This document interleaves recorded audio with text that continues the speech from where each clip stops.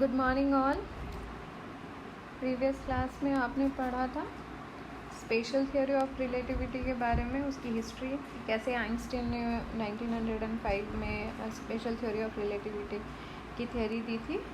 और frame of reference के बारे में भी मैंने आपको पढ़ाया था, inertial frame of reference and non inertial frame of reference. उस दिन मैंने आपको पोस्टुलेट्स ऑफ स्पेशल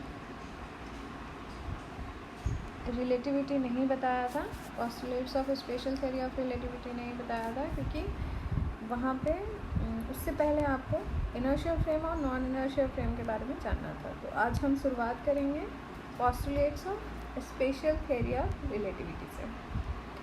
तो आइंस्टीन ने दो पोस्टुलेट्स दिए थे।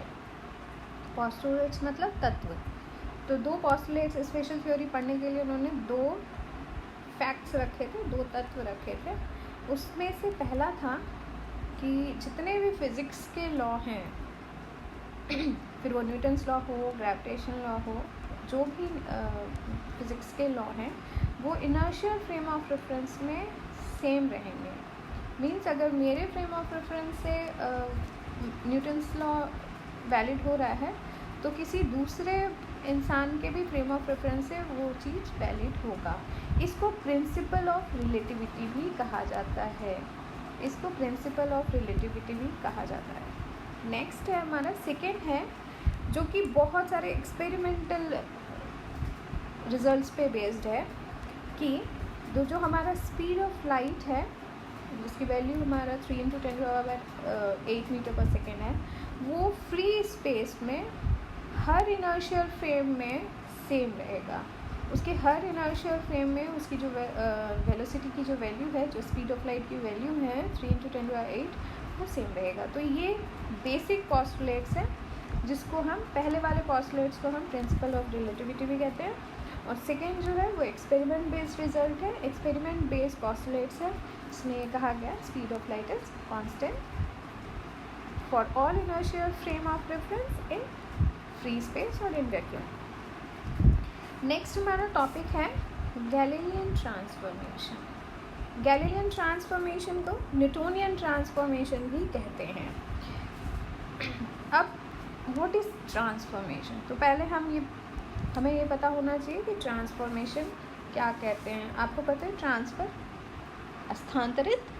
तो बेसिकली कोई भी एक मैथमेटिकल फार्मूला जो एक इनर्शियल फ्रेम और दूसरे इनर्शियल फ्रेम के बीच रिलेशन दे, ठीक है, एक दोनों को रिलेट करने के लिए। जैसे मैंने आपको 6 और 9 का एग्जांपल दिया था। अब उन दोनों का फ्रेम ऑफ रेफरेंस अलग अलग था और इनर्शियल फ्रेम ऑफ रेफरेंस था। तो उन दोनों फ्रेम ऑफ रेफरेंस को रिलेट जो करता है, जो रिलेट करने का जो मैथमेटिकल फार्मूला अगर कोई डिराइव किया गया, तो उसको हम कहेंगे ट्रांसफॉर्मेशन। ठीक है।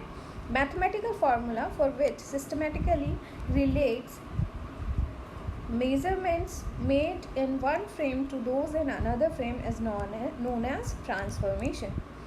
Now, जो ट्रांसफॉर्मेशन न्यूटोनियन रिलेटिविटी और न्यूटोनियन मैकेनिक्स को सेटिस्फाई करती है, उसको हम कहते हैं गैलीलियन ट्रांसफॉर्मेशन।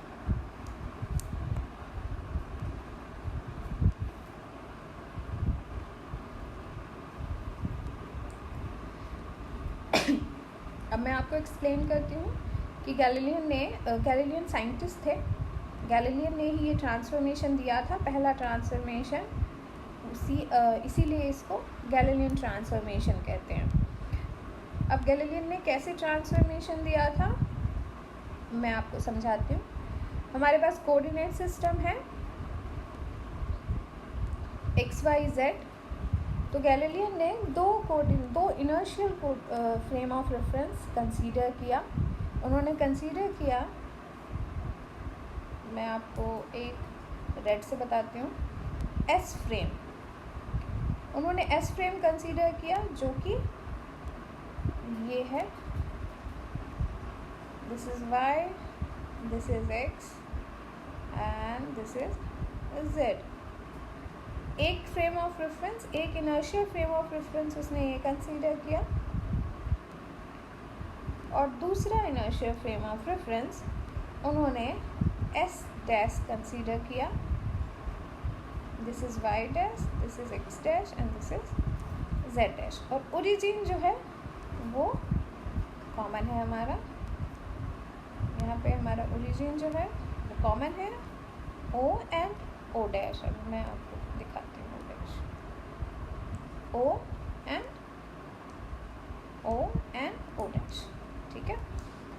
तो उन्होंने कंसीडर किया कि at t is equal to T dash is equal to 0. अब what is t and what is t dash. तो गैलेरियन ने 4 कोऑर्डिनेट सिस्टम डिफाइन किया, स्पेस एंड टाइम. तो स्पेस में हमारा हो गया x, y एंड z और टाइम के लिए t.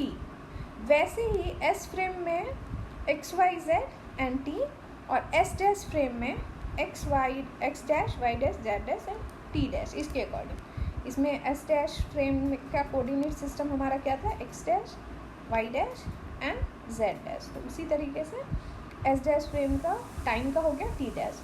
तो उन्होंने कंसीडर ये किया कि at t is equal to T dash is equal to 0 second ये दोनों ओरिजिन एक ही पॉइंट पे लाई कर रहे थे. ठीक है. उसके बाद अब उन्होंने ये कंसीडर किया कि एस डैश फ्रेम जो है वो एक कांस्टेंट वेलोसिटी v से मूव कर रहा है. तो कोई एक पर्टिकुलर टाइम पे एट टी टाइम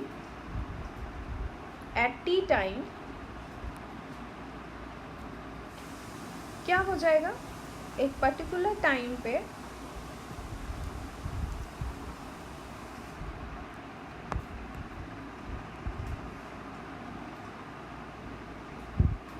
ये पर्टिकुलर टाइम पे क्या होगा, जो एस फ्रेम है हमारा, एस फ्रेम है वो तो वहीं के वहीं है हो जाएगा.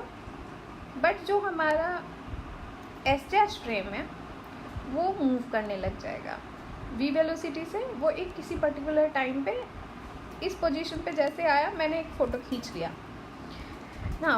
कोई एक पॉइंट है, कहीं एक बल्ब जल रहा है पॉइंट P पे, जिसको हम मान लेते हैं कि यहाँ कोई एक इवेंट हो रहा है. और ऑब्जर्वर हमारा, एक ऑब्जर्वर O पे है और दूसरा ऑब्जर्वर हमारा O डैश पे है. बहुत ध्यान से सुनिएगा. एक ऑब्जर्वर हमारा O पे है, मतलब S फ्रेम के ओरिजिन पे, और दूसरा ऑब्जर्वर हमारा O डैश पे है, S डैश फ्रेम के ओरिजिन पे. तो P का कोऑर्डिनेट क्या हो गया, P के कोऑर्डिनेट S फ्रेम में क्या हो गया, x, y, z and t, space and time. और P का ही S डैश फ्रेम में कोऑर्डिनेट क्या हो गया, x dash, y dash, z dash and t dash. ठीक है. तो ये आपका हो गया दोनों का कोऑर्डिनेट. अब हम इसको रिलेट कैसे करेंगे, ये डायग्राम पे हम पूरा ध्यान दीजिए. अब अगर मैंने ये जो डिस्टेंस था हमारा, इसको आराम से ध्यान से देखिए. ये जो हमारा ये जो डिस्टेंस है यहाँ पे इस फ्रेम में, दिस इज y,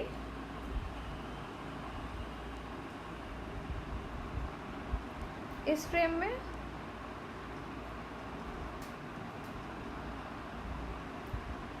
ये y और इस फ्रेम में y डैश. यानी यहाँ से हम ये कंक्लूड कर सकते हैं y is equal to y dash, क्योंकि ये जो बल्ब यहाँ पे जल रहा है वो सेम ही है. और z फ्रेम में भी अगर हम देखें, ये चूँकि ये 2 डायमेंशन पिक्चर है तो ये कितना क्लियर नहीं है, बट एक बार इमेजिन करिए आप कि बल्ब की पोजीशन तो नहीं चेंज हो रही है, और जो हमारा एस डैश फ्रेम है वो सिर्फ लीनियर मोशन कर रहा है, यानी कि सिर्फ एक्स डायरेक्शन में मूव कर रहा है. यानी वेलोसिटी वी एक्स है, सिर्फ एक्स डायरेक्शन में मूव कर रहा है. तो जैसे वाई सेम है वैसे ही हमारा z is equal to Z dash होगा. अब डायग्राम को देखें. यहाँ से इस ओ डैश से P तक का डिस्टेंस हो गया हमारा x डैश, और O से P तक का डिस्टेंस हो गया हमारा x, जैसे कि हमने कोऑर्डिनेट में देखा है।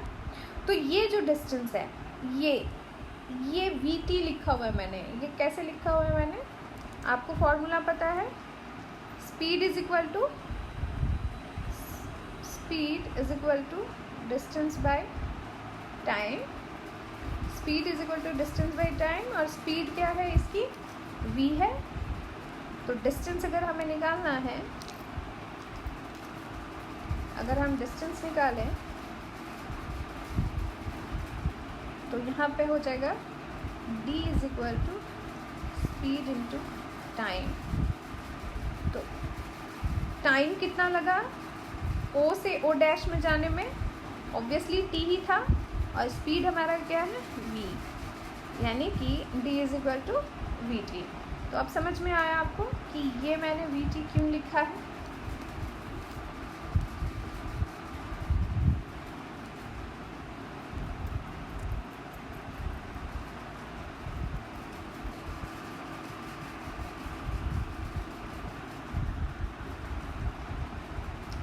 सारे टर्म्स आपको क्लियर हो चुके हैं यहाँ पे। What is x, what is x dash, ये सारी चीज़ें आप क्लियर हो चुके हैं। अब हम आगे बढ़ते हैं।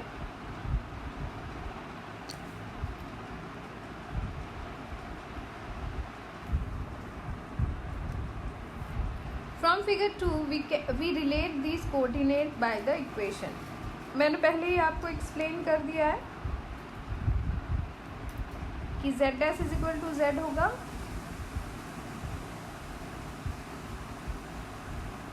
z dash is equal to z होगा, y dash is equal to y होगा। ये मैंने आपको ऑलरेडी प्रूव कर दिया है।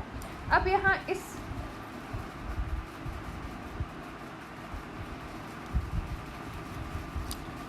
इस डायग्राम में आप देखिए, इस डायग्राम से अगर मैं x को डिफाइन करूँ तो x is equal to X dash plus V T. इस डायग्राम से x is equal to X dash plus V T, और अगर मैं x डैश को लिखना चाहूँ तो x dash is equal to X minus V T. तो हमें ट्रांसफॉर्मेशन जो मिला उसमें क्या मिला, अगर कोई एक लीनियर वेलोसिटी से मूव कर रहा है, आपका frame of reference constant velocity v से मूव कर रहा है और x डायरेक्शन में मूव कर रहा है, तो हमारा जो गैलीलियन ट्रांसफॉर्मेशन होगा, गैलीलियन ट्रांसफॉर्मेशन कोऑर्डिनेट जो होंगे वो होंगे x dash is equal to X minus V T, Y dash is equal to Y, z dash is equal to z and t dash is equal to t। इसी को कहते हैं Galilean transformation of coordinates. इसको क्या कहते हैं, Galilean transformation of coordinates.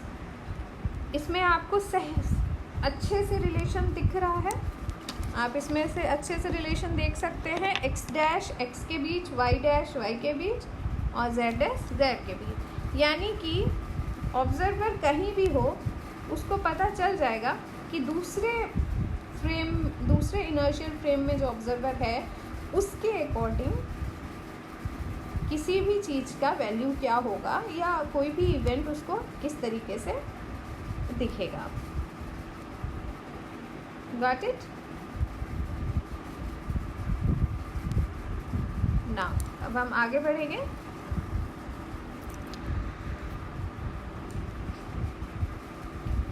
अब आपके मन में होगा t is equal to T dash कैसे हुआ, आपके दिमाग में ये चीज़ भी आ रहा होगा कि चलो मैंने प्रूव कर दिया कि x dash is equal to X minus B T, Y dash is equal to Y, z dash is equal to z, और मैंने लिखा है t dash is equal to T. तो आपने ये सोचोगे कि टाइम के बारे में मैम ने कैसे ऐसे लिख दिया। तो अकॉर्डिंग टू क्लासिकल मैकेनिक्स, हम अगर क्लासिकल मैकेनिक्स की थ्योरी, न्यूटोनियन मैकेनिक्स को अगर हम जानते हैं तो न्यूटोनियन मैकेनिक्स में एक एजम्पशन है जो ये कहता है कि चाहे किसी की वेलोसिटी कैसे भी हो, जो हमारी घड़ी है वो हमेशा एक ही सेम रेट पे मूव करेगी। यानी कि अगर मैंने एरोप्लेन में कोई एक घड़ी रख दी और पृथ्वी पे मैंने कोई घड़ी रख दिया है, तो एरोप्लेन जिस भी वेलोसिटी से मूव कर रही हो उसमें भी उतना ही टाइम होगा जितना हमारे अर्थ के क्लॉक में है, ठीक है। तो time is assume to be same because in classical mechanics all clocks run at the same rate regardless of their velocity, ठीक है। But it turns to be incorrect in which v is comparable to the speed of light। ये point हमेशा याद रखना, इसको हम आगे और पढ़ेंगे विस्तार से कि क्लासिकल मैकेनिक्स सिंपल वेलोसिटी के लिए तो ये एजम्पशन बिल्कुल ठीक है, बट जैसे ही हम स्पीड ऑफ लाइट के वेलोसिटी के कंपैरिजन में चले जाते हैं वैसे ही ये गलत हो जाता है। और ये सबसे इम्पॉर्टेंट पॉइंट है जो कि हमें न्यूटोनियन कॉन्सेप्ट और आइंस्टीन रिलेटिविटी को अलग अलग देखने पे मजबूर करता है। ये सबसे इम्पॉर्टेंट पॉइंट है क्योंकि according to classical mechanics time का रेट जो है, क्लॉक का चलने का रेट जो है वो कभी भी चेंज नहीं होता, बट आइंस्टीन रिलेटिविटी में ये चेंज होता है। अब हम एप्लीकेशन देखेंगे गैलीलियन ट्रांसफॉर्मेशन का। पहले हम देखेंगे transformation of length. Same process, हमारे पास दो इनर्शियल फ्रेम ऑफ रेफरेंस है, पहला एस और दूसरा एस डैश, और मैंने यहाँ पे एक रॉड ले लिया जो कि एक्स एक्सिस के पैरेलल लाई कर रही है, ए बी रॉड है, और ए बी का लेंथ जो है L according to S frame और L dash according to S dash frame. तो अगर हम एस फ्रेम के कोऑर्डिनेट सिस्टम पे लिखें तो एल इज इक्वल टू, आप लोगों ने सिंपल मैथमेटिकल फार्मूला आपको पता है, कोऑर्डिनेट सिस्टम जब हम लोग 9th-10th में पढ़े थे तब हमें ये पता था कि अगर हमें लेंथ निकालना है तो सेकेंड कोऑर्डिनेट को फर्स्ट कोऑर्डिनेट से माइनस कर देंगे तो हमें लेंथ पता चल जाएगा। तो उसी तरह से मैंने लिखा है L is equal to x2 minus x1, x2 minus x1, और L dash is equal to x2 dash minus x1 dash. इसमें कोई प्रॉब्लम नहीं होनी चाहिए आपको, सिंपल मैथमेटिक्स है इसमें, कोऑर्डिनेट ज्योमेट्री का ना। By using Galilean transformation equations हम एल डैश को क्या लिख सकते हैं, हम क्या करेंगे x डैश, x2 डैश और x1 डैश की वैल्यू पुट कर देंगे।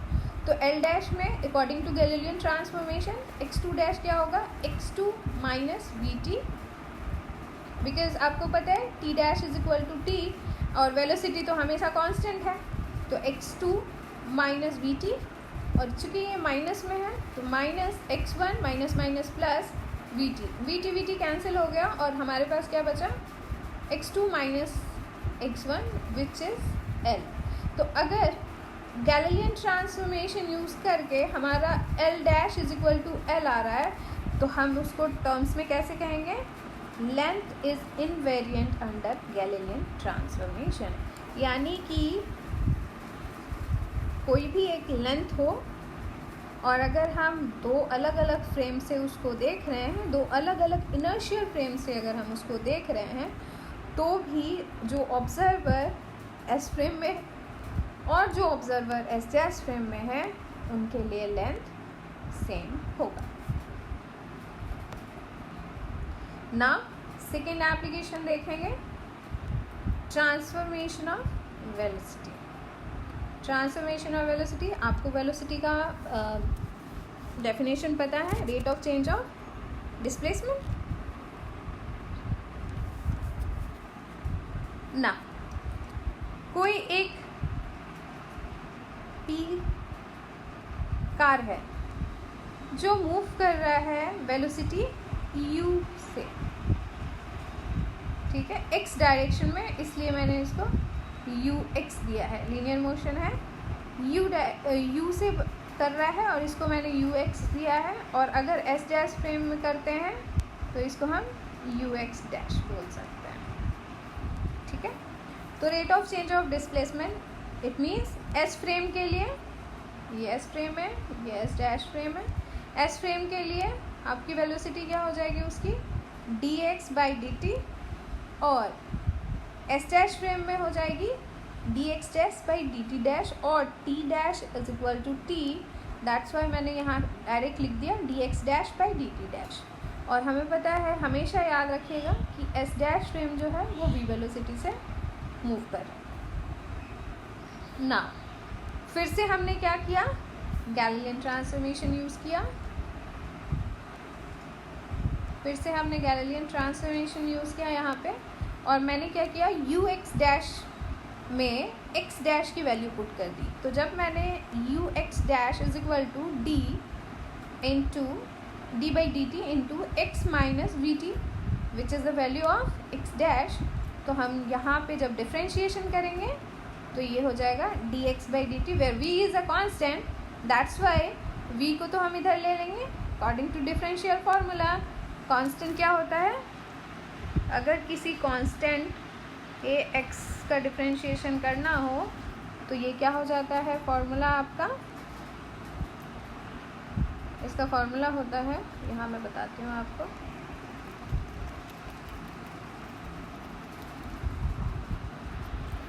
ये इज इक्वल टू हो जाता है D x by D x और इज इक्वल टू ए, जो फाइनल रिजल्ट आएगा वो कांस्टेंट। उसी तरह यहाँ पे d v t by D t, v is a constant तो वी को हमने बाहर निकाल लिया, d t by D t by D t is 1, इसीलिए आपका यहाँ फार्मूला क्या होगा, d x by D t minus V.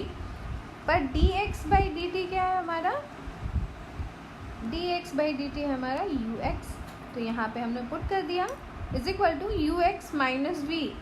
But आप ये देखो यू एक्स डैश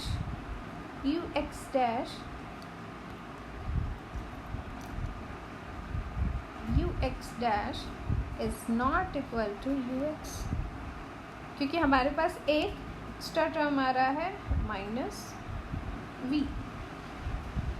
तो अगर ऐसा आ रहा है and if U X dash is not equal to U X, तो हम उसको क्या बोलेंगे, hence velocity is not invariant under GT, under Galilean transformation. अब इसका आप एग्जाम्पल सोचो, आप सब ने ट्रेन से सफ़र किया होगा, आप सब लोग कभी ना कभी ट्रेन में चढ़े होंगे।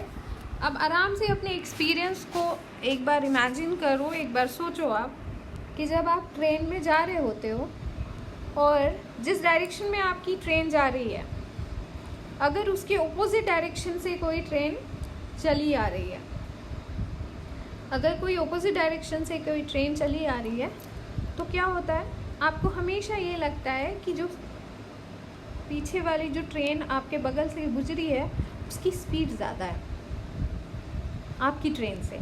आपने कभी ये फील नहीं किया होगा कि ऑपोजिट डायरेक्शन से जो ट्रेन आ रही है उसकी स्पीड आपकी ट्रेन से ज़्यादा कम है, कभी भी नहीं, क्योंकि वहाँ पे हम रिलेटिव वेलोसिटी यूज़ करते हैं।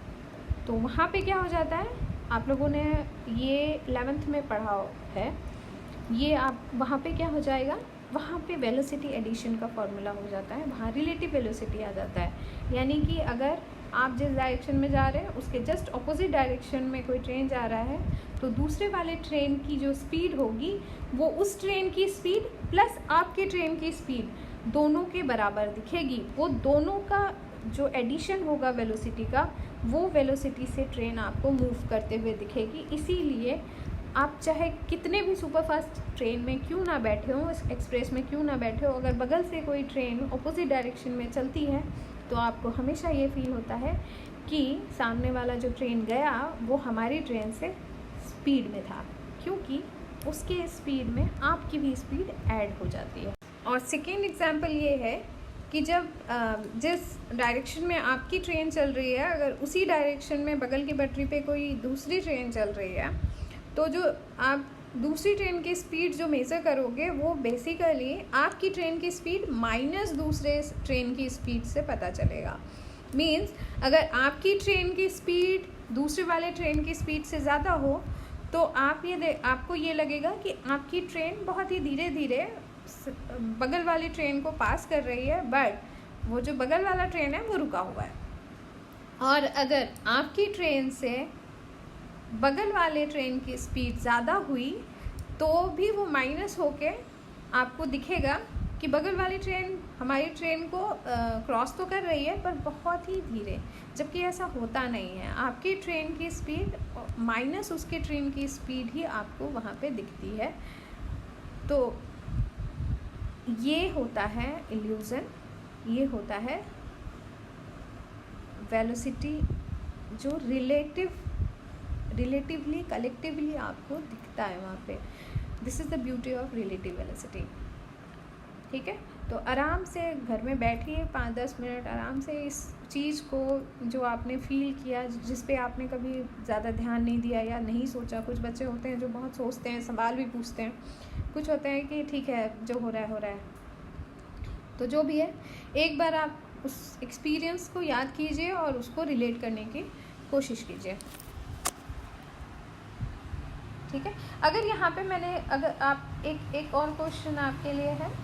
अगर यहाँ पे मैंने ये बोला कि जो एस डैश फ्रेम है वो इस डायरेक्शन में वी से मूव कर रही है, तो आप एक बार इसको सॉल्व करके देखना क्या आता है। यहाँ पे प्लस आ जाना चाहिए, बट फिर भी मैं आपके लिए छोड़ती हूँ, आप इसको सॉल्व करके देखिए तो आपको और मज़ा आएगा रिलेटिव वेलोसिटी के बारे में जानने में। ठीक है, नाउ होमवर्क टाइम। आपका होमवर्क है एक्सेलरेशन ट्रांसफॉर्मेशन।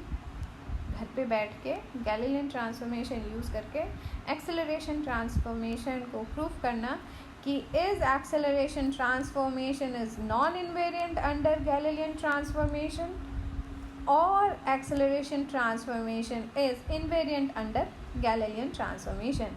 इसका आंसर आप मुझे कमेंट में दोगे। जो बच्चे मेरे टच में हैं वो आप व्हाट्सएप भी कर सकते हो या कमेंट में भी आप लिख सकते हो।